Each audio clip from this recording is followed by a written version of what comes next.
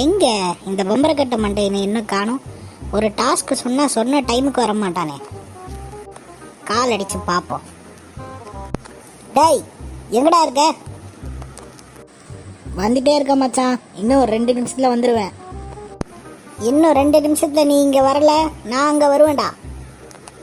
ஆய் மச்சான். சொன்ன டைமுக்கு வர மாட்டியாடா பொம்பரைக்கட்ட மண்டையா? சாரி மச்சான், ஹோம்ஒர்க் எழுதிட்டு இருந்தேன், அதான் லேட் ஆயிடுச்சு. சரி, அசைன்மெண்ட்டுக்கு ரெடியா? ஓ நான் ரெடி மச்சான், கிளம்பலாம். உன்னை நம்பி இவ்வளோ பெரிய அசைன்மெண்ட்டில் இறங்குறேன், கவுத்து விட்றாதரா. இந்த மணியை நம்பிட்டல, நீ எங்கேயோ போயிடுவ பாரு. உன் பேச்சில் ஒரு திமிரு தெரியுதே.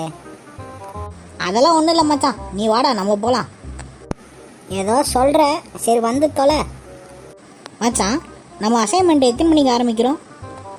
மூடிட்டு வாடா வெண்ண. இதுதான்டா நான் சொன்ன கடை.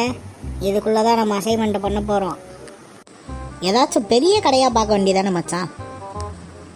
அப்புறம் ஏதாச்சும் சொல்லிடுவேன். முதல்ல கொடுத்த வேலையை ஒழுங்காக போடுறா. சரி வா மச்சான், நம்ம வேலையை ஆரம்பிப்போம்.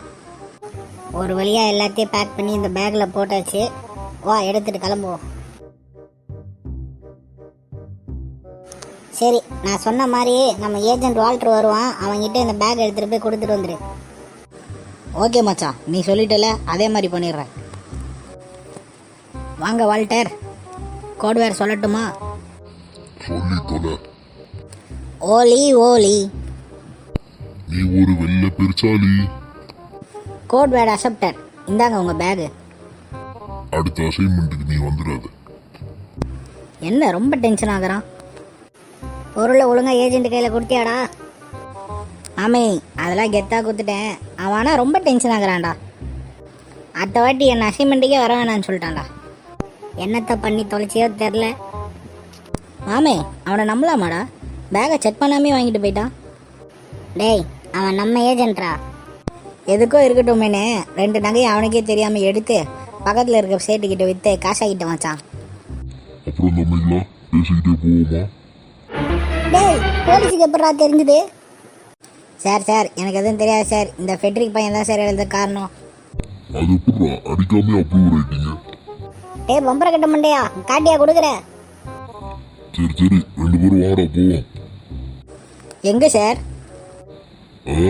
சினிமா தியேட்டருக்கு வாங்கடா. 6 hours later.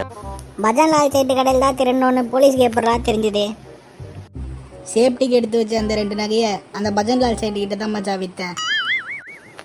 ஆனால் அவனுக்கு நம்ம அட்ரஸ் தெரியாதே. பம்பர் ப்ரைஸில் கார் விழுந்துருக்கு, உங்கள் அட்ரஸை எழுதி கொடுத்துட்டு போங்கன்னு சொன்னான் மச்சான். அதான் எழுதி கொடுத்துட்டு வந்தேன்.